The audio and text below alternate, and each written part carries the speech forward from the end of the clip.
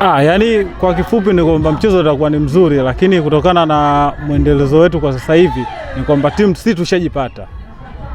Kwa hiyo kama tumejipata, tunategemea kwamba kupata matokeo mazuri. Alafu na kitu kingine, tuko Arusha, lakini Arusha sisi ni kama wenyeji. Wenyeji kivipi? Tuna mashabiki wengi tofauti na Coast Union. Kwa hiyo ni uhakika kuingia fainali. Kikubwa mimi naona ni kwamba unajua ile Januari ile dirisha dogo limesaidia kuongeza watu.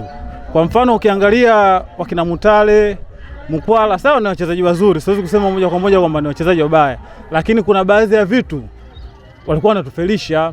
Kwa hiyo hao walioongezeka wamekuja kuongeza kitu. Ukimwangalia kama Chama, kama kazaliwa upya, si ndio? Aniseti Oura yuko vizuri.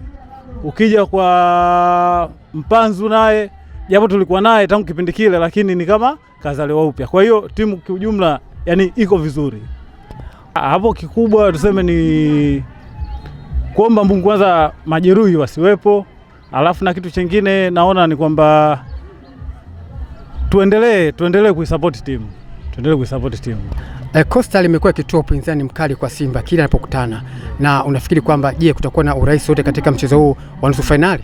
Na ndio maana mara ya kwanza pia nimesema game haitakuwa rahisi, lakini ukiangalia hata TRA ni timu moja ngumu sana, lakini alichokutana nacho nadhani wote mnajua akakutana na kitu gani. Kwa hiyo kwa Coast pia alichokutana nacho TRA ile zikawa ni mara mbili yake au zikawa ni zile goli 4 au ni mara mbili yake. Hata 8 anakwenda Coast.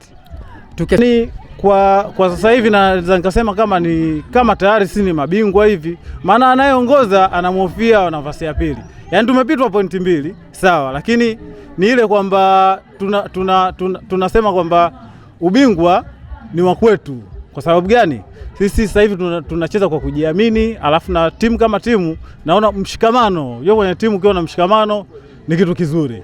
Lakini kwa wenzetu hao ambao ndo wanatuongoza kwenye ligi yetu, mimi naona kitu kama mshikamano hakuna. Maana haiwezekani kwenye makosa kama ile yaliyotokea wewe unasema kwamba mtu fulani ndo chanzo, hicho kitu kinakuwa hakipo.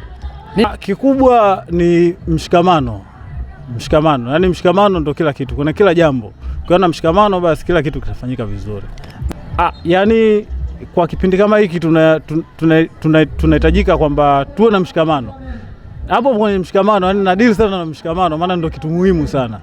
Lakini ukiwa kama vile huyu anazungumza hili, na kuwa ujengi unabomoa.